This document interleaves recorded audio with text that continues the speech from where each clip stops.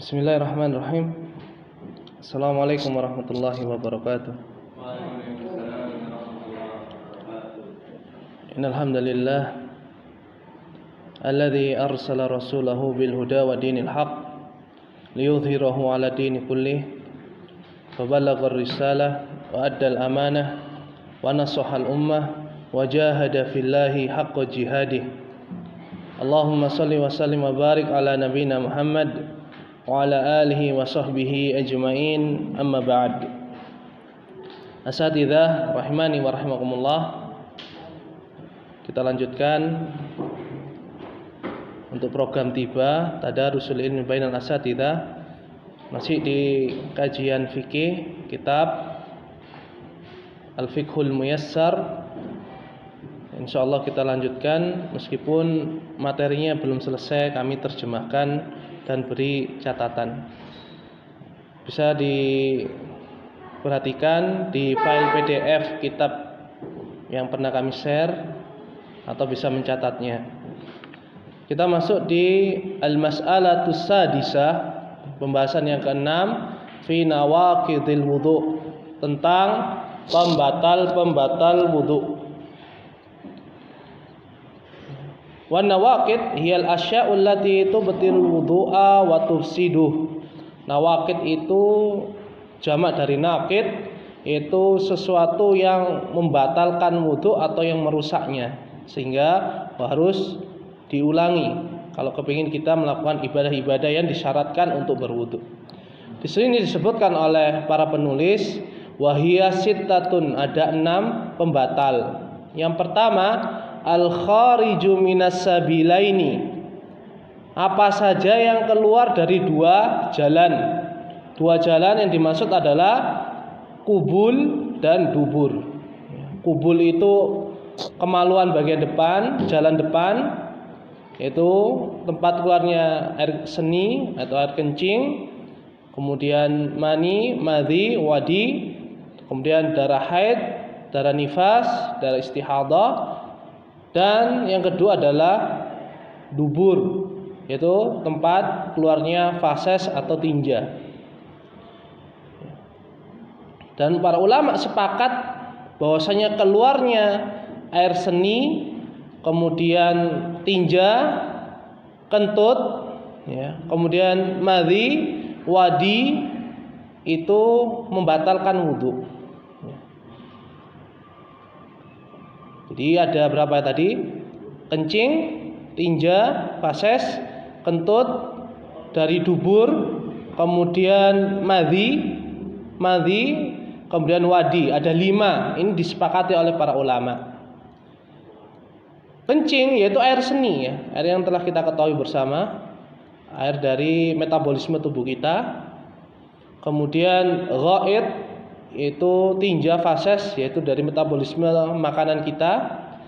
Dan kentut di sini ada 2 yang kita kenal, kentut yang berbunyi dalam bahasa Arab dengan durot atau fusa. Fusa itu kentut yang tanpa ada bunyinya, hanya hembusan angin. Dan ini yang disepakati adalah kentut dari arah belakang, dari dubur. Nanti kita bahas bagaimana hukum kentut dari kemaluannya wanita, yang depan. Kemudian madhi itu cairan putih yang keluar tanpa kita sadari karena rangsangan, karena syahwat. Biasanya pembuka atau jalan awal orang itu mau berhubungan, itu biasanya keluar cairan yang seperti lendir, bening, tidak berbau, kemudian keluarnya tidak kita sadari. Ini sepakat para ulama membatalkan wudu. Kemudian wadiun. Wadi adalah air agak kental, biasanya keluar setelah air kencing. Warnanya putih, atau sebagian mengatakan agak kekeruhan, kuning, dan dia juga disepakati oleh para ulama itu membatalkan wudu. Jadi ada 5 ini yang disepakati oleh para ulama membatalkan wudu. Dan para ulama berbeda pendapat apakah sesuatu yang keluar dari kemaluan wanita, kemaluan depan, itu membatalkan wudu atau tidak, selain daripada 3 tadi, madhi, wadi, dan air kencing. Ini diperselisihkan para ulama. Adapun jumhur para ulama, mayoritas dari Hanafiyah, Syafi'iyah, Hanabilah, bahwasanya hal tersebut selain daripada itu dianggap suci, maka tidak membatalkan wudu. Misalnya cairan yang keluar setelah wanita mandi atau istinja, ini jumhur para ulama mengatakan dia suci karena bukan daripada itu yang disebutkan oleh para ulama tadi. Adapun ulama yang lain menganggap itu membatalkan wudu. Ini dipilih oleh Ibnu Hazm, Ibnu Saimin, dan para ulama yang lainnya. Wallahu ta'ala alam. Kemudian apa yang kedua yang diperselisihkan adalah angin yang keluar dari kemaluan wanita yang bagian depan, apakah membatalkan wudu? Maka para ulama juga di sini berselisih. Dan wallahu ta'ala alam, yang kuat insyaallah adalah membatalkan wudu, kecuali apabila itu adalah sering keluar. Jadi angin itu sering keluar berhembus, maka ini dianggap sebagai semisal hukum darah istihadhah, yang tidak normal, sehingga keluarnya meskipun dia dalam keadaan wudu tidak membatalkan. Wallahu ta'ala alam. Bisa dicek di kitab-kitab muqaran tentang fikih antar madhab. Wallahu ta'ala alam. Dalilnya pembahasan yang pertama ini, bahwasanya setiap keluar dari 2 jalan itu membatalkan wudu adalah firman Allah Ta'ala dalam surat An-Nisa, au jaa ahadum minkum minal ghaid, atau salah seorang dari kalian itu datang dari tempat buang hajat. Namanya tempat buang hajat, entah itu habis BAK, kencing, atau BAB, kentut, kemudian madhi ataupun wadi. Begitu pula mani. Malah nanti pembahasan mani adalah diwajibkan mandi besar. Dan juga sabda Nabi sallallahu alaihi wasallam, la yaqbalullahu sholata ahadikum idza ahdasa hatta yatawadda. Hadis yang telah kita lalui, yaitu Allah tidak menerima salat salah seorang dari kalian apabila dia berhadas sampai dia berwudu. Dan itu semua dianggap hadas. Tidak ada perselisihan dari kalangan para ulama. Kemudian hadis tentang mengusap sepatu, khuf. Khuf itu secara makna nanti kita pelajari lebih detail, yaitu sesuatu yang menutupi kaki kita sampai mata kaki, itu namanya khuf. Entah itu bentuknya dari kulit atau dari kain, pokoknya kalau menutupi ujung jari sampai tumit ke atas sampai mata kaki dinamakan khuf. Kalau ada sepatu tidak nutupi mata kakinya, maka itu bukan nanti masuk pembahasan khuf, tapi pembahasan na'al. Kalau berupa kain dinamakan jawrab atau kaos kaki. Nabi SAW mengatakan tentang wajibnya atau disunahkan bagi orang yang safar itu untuk mengusap khufnya maksimal 3 hari 3 malam, kecuali illa janabah. Kecuali dalam keadaan janabah, maka dia wajib untuk melepasnya untuk dia mandi. Kemudian beliau mengatakan walakin min ghaitin au baulin au naumin. Atau beliau Nabi SAW mengatakan kecuali seorang itu diperintahkan untuk melepas, dikecualikan selain janabah itu dari BAB, BAK dan tidur. Dari sini para ulama menyebutkan BAB, BAK dan tidur itu membatalkan wudu. Nanti kita lebih jelas lagi di pembahasan mengusap khuf.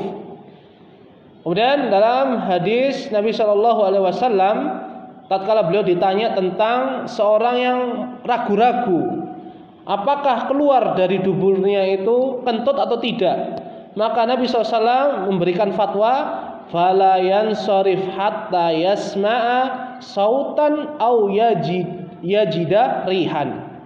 Maka janganlah salah seorang dari kalian itu keluar dari sholatnya, berpaling, membatalkannya, sampai dia mendengar suara kentutnya atau mendapati hembusan angin keluar dari duburnya. Ini dalil jelas bahwasanya kentut bisa durat, yaitu dengan bunyi suara, atau bisa hanya sekedar hembusan angin, yaitu yang dinamakan fusa. Wallahu taala alam. Kemudian yang kedua yang membatalkan wudu adalah khurujun najasati minal baqiyatil badan. Keluarnya najis dari selain daripada dua jalur itu. Misalnya kita atau seseorang mengalami penyakit penyumbatan rektum. Masih ingat rektum? Tempat ujung usus besar. Itu nanti keluarnya di anus itu. Nah, sebagian seseorang mendapati ada permasalahan sehingga dibuatkan jalan di perutnya. Jadi perutnya dioperasi, ya, dibuatkan tempat jalan keluarnya BAB itu. Nah, apakah itu membatalkan wudu? Di sini mazhab Hanabilah membatalkan. Karena intinya keluar najis. Ini disebutkan oleh mazhab Hanabilah. Dalilnya semisal tadi itu. Begitu pula keluar darah, tapi dengan catatan darahnya banyak. Ya, darahnya banyak. Kemudian begitu juga menurut sebagian pendapat yaitu muntah yang sangat banyak. Itu membatalkan wudu. Tapi para ulama sepakat bahwasanya apabila seorang itu muntah atau keluar darah sedikit ya. Nah, apa batasannya sedikit? Ya, intinya menurut kita wajar itu keluar. Misalnya gusi berdarah. Kan enggak bisa banyak kan? Paling sebentar saja gusi berdarah itu. Atau kita terluka. Misalnya kita ketika sujud, lutut kita ada luka karena kita sujud, sehingga luka itu terbuka kembali sehingga keluar darah sedikit. Maka ini kata para penulis, wa in kana yasiran fala yatawadda minhu bil ittifaq. Apabila darahnya keluar sedikit, maka tidak perlu dia berwudu secara kesepakatan para ulama. Wallahu taala alam. Yang ketiga, zawalul akli wa taqtiyatuhu bil igma'i aw naum. Hilangnya akal maka membatalkan wudu, atau tertutupnya akal karena pingsan ataupun tidur, maka ini membatalkan wudu. Liqaulihi sallallahu alaihi wasallam, berdasarkan sabda Nabi sallallahu alaihi wasallam, walakin min ghaitin wa baulin wa naumin, dalam hadis tadi tentang mengusap khuf. Itu seseorang dikecualikan untuk melepas kaos kakinya atau sepatunya itu dari janabah, kecuali karena BAB, BAK dan tidur. Wa qauluhu sallallahu alaihi wasallam, dan berdasarkan sabda Nabi SAW, al-ainu wika usah, mata itu penjaganya dubur. Faman nama falyatawadda, barang siapa yang tidur maka hendaknya dia berwudu. Nah, di sini terjadi perselisihan. Apa maksud al-ainu wika usah? Ya. Para ulama berselisih apakah tidur itu membatalkan wudu atau tidak. Dan pendapat yang kuat, wallahu ta'ala alam, dilihat tidurnya. Apabila tidurnya pules, nyenyak, dipanggil itu tidak dengar, dia tidak bisa membedakan. Bahkan ketika dia suruh berdiri untuk ambil sandalnya, dia masih mikir mana yang sandal dia, mana yang sandalnya bukan dia, maka dia dianggap batal wudunya. Karena ada riwayat Nabi SAW pernah sholat isya berjamaah bersama para sahabatnya radhiyallahu ta'ala anhum. Beliau mengakhirkan di akhir sekali sholat isya, yaitu tengah malam. Sedangkan mereka menunggu dari waktu awal azan. Sampai sebagian mereka ya, terkantuk-kantuk. Bahkan sebagian yang lain terdengar suara dengkuran, tapi mereka masih sadar. Ya, ngorok gitu ya, dengkur. Maka tatkala Rasul sallallahu alaihi wasallam datang, kemudian iqamah ya, dilakukan oleh Bilal radhiyallahu ta'ala anhu, mereka pun berdiri sholat dan mereka tidak berwudu. Ini menunjukkan tidurnya yang sebentar atau ringan itu tidak membatalkan wudu. Wallahu ta'ala alam. Jadi misalnya kita sholat Jumat ya, yang ikhwan sholat Jumat, kemudian ya khutbah yang sangat panjang, jangan tertawa. Ya jangan buka kartu antum. Itu apabila kita terkantuk masih dengar khutbahnya meskipun sayup-sayup bagaimana, maka wallahu ta'ala alam dia dianggap belum batal sholatnya. Karena mata itu katanya Nabi SAW ikatan ya, penjaga dubur. Karena orang kalau sudah tidur kentut ditanya kamu kentut, itu orang nggak akan ingat. Ya. Bisa dibuktikan ya. Dulu para ulama pernah membuktikannya. Ya, sampai terjadi perdebatan dan sampai ada saksi. Bahwasanya para ulama yang mengatakan tidur itu tidak membatalkan wudu, disuruh tidur kemudian ditanya, apakah kamu sudah kentut waktu tidur atau enggak? Dia mengatakan tidak kentut. Maka dia datangkan saksi, kemudian diceritakan bahwasanya engkau ketika tidur kentut. Ya, ini cerita yang bermanfaat ya. Bahkan dalam masalah begini fikih, para ulama sangat semangat untuk mencari hukum istinbat, istidlal. Hendaknya kita memohonkan rahmat untuk mereka, rahimahumullah. Kemudian yang keempat, masul farjil adami bila hail, menyentuh kemaluan manusia, ya, bukan hewan, tanpa penghalang. Dan di sini ada perselisihan. Syafi'iyah mengatakan yang membatalkan itu menyentuh dengan telapak tangan bagian dalam, yang ini kulit kita yang ada ruas sidik jari itu. Ini. Ya. Apabila kalau ini nyentuhnya pakai ini, ya, maka tidak membatalkan wudu. Ini Syafi'iyah. Adapun para ulama yang lain, ya namanya menyentuh, ya terserah nyentuh dengan tangan, entah itu bagian batin dalam ataupun dohir yang bagian ini punggung telapak tangan. Dan orang menyentuh tentunya pakai yang bagian dalam. Mas ada yang nyentuh begini ya? Tidak ada. Ya. Ini disebutkan oleh para ulama. Ini berdasarkan hadis Basrah bintu Sofwan. Anna Nabiyya sallallahu alaihi wasallam qala, bahwasanya Nabi SAW mengatakan, man massa dzakarahu falyatawadda. Barang siapa yang menyentuh kemaluannya, hendaknya dia berwudu. Kemudian dalam hadis Abi Ayyub dan Ummu Habibah radhiyallahu ta'ala anhuma, Nabi SAW mengatakan, man massa farjahu falyatawadda. Barang siapa yang menyentuh ya, kemaluannya, maka hendaknya dia berwudu.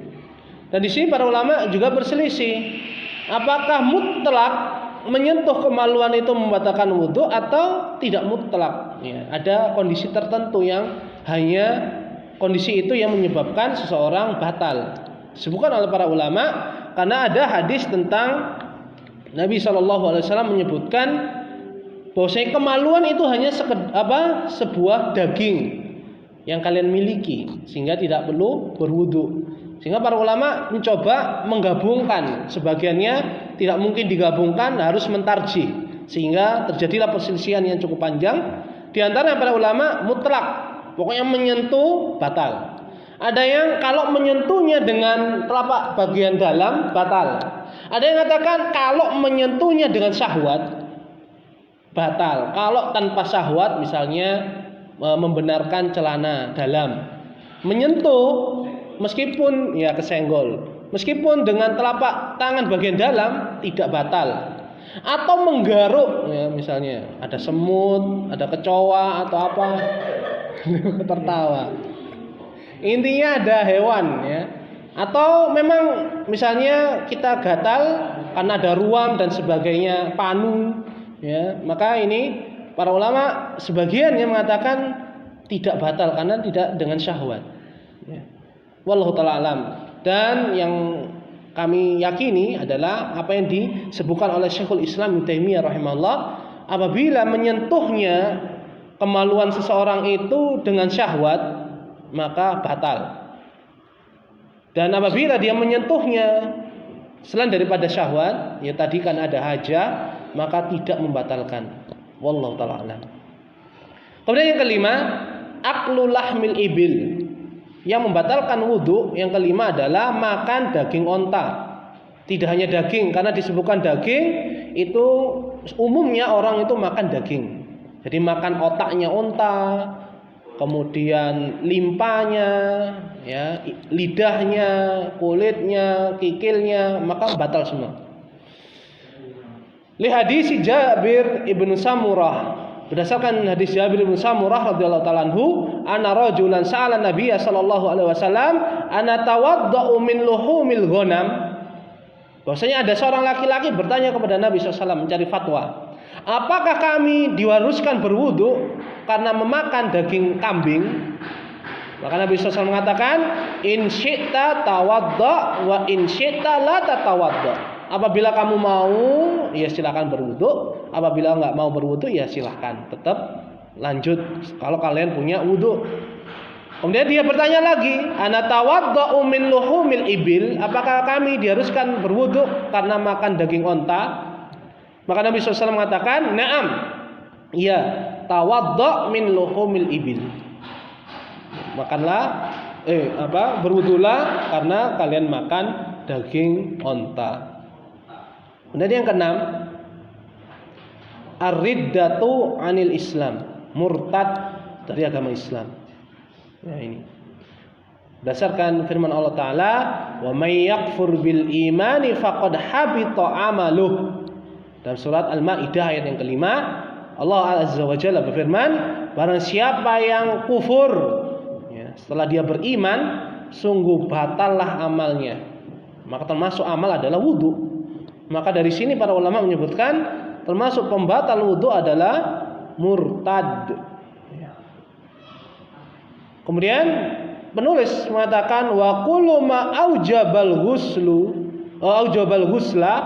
aujabal wudu'a ghairal maut. Kata para penulis kitab Fikih Muyassar ini, setiap yang mewajibkan mandi besar itu mewajibkan wudu kecuali kematian. Ya, karena orang mati nggak bisa wudu akhirnya. Ya, kita yang mewudukan dan itu sunnah. Kemudian kami tambahkan sebuah faidah tentang menyentuh wanita. Ya, menyentuh wanita. Tentunya wanita ya yang jadi mahram kita, karena haram kita menyentuh wanita secara sengaja, apalagi dengan syahwat. Naudzubillah, nasallallahu salam wal afiyah, wanita ajnabiyah. Ya. Karena Allah Subhanahu wa taala mengatakan aula mastumun nisa, disebutkan dalam surat yang sering kita lalui tentang pembatal wudu. Aula mastumun nisa, kecuali engkau menyentuh wanita. Apakah itu membatalkan wudu? Dalam surat Al-Maidah ayat 6 Allah mengatakan aula mastumun nisaa falam tajidu ma'an fatayammamu sa'idan thayyiban. Atau kalian menyentuh wanita-wanita yaitu istri kalian atau anak putri ya, atau keponakan, ibu, nenek, dan kalian tidak mendapati air, maka mafhumnya berwudu. Kalau enggak dapatkan air, fatayammamu sa'idan thayyiban, maka bertayamumlah dengan tanah yang suci lagi baik. Maka para ulama berbeda pendapat di sini, apakah lamas itu menyentuh secara lughah bahasa, benar-benar menyentuh, yang penting nyentuh batal wudunya. Di sini ada perselisihan para ulama. dan dari zaman sahabat. Adapun yang mengatakan batal ini banyak para ulama, termasuk mazhab Syafi'iyah. Sayangnya mazhab Syafi'iyah Indonesia meyakini batal, tapi kalau umroh nggak batal. Ini fatal ya. Karena katanya ini darurat, karena nggak bisa lepas dari senggolan dengan jamaah yang lain. Ini nggak begitu fikih itu ya. Tidak ada darurat. Nah, kemudian pendapat yang kedua, tidak membatalkan menyentuh wanita. Ini bukan menyentuh kemaluan loh ya, menyentuh wanita. Itu tidak membatalkan wudu, dan ini pendapatnya Abdullah bin Abbas, Ummul Mukminin Aisyah, dan Ummahatul Mukminin, dan sebagian para sahabat yang lainnya.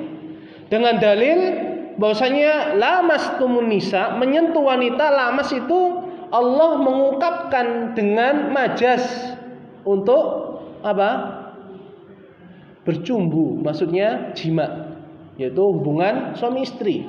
Maka yang membatalkan wudu adalah hubungan suami istri, bukan sekedar menyentuh. Dikuatkan dengan beberapa hadis dari Ummahatul Mukminin radhiyallahu taala anhunna, bahwasanya Nabi SAW punya kebiasaan kalau beliau mau berangkat ke masjid sedangkan azan dikumandangkan, beliau biasanya mencium istrinya. Nah, ini juga nasihat untuk kita sebagai para suami atau istri lah, minta kepada suaminya untuk dicium ya, termasuk sunnah. Siap ya, masya Allah. Ya, intinya ya. Siapa apa? Antum jauh. Nanti ya, nanti.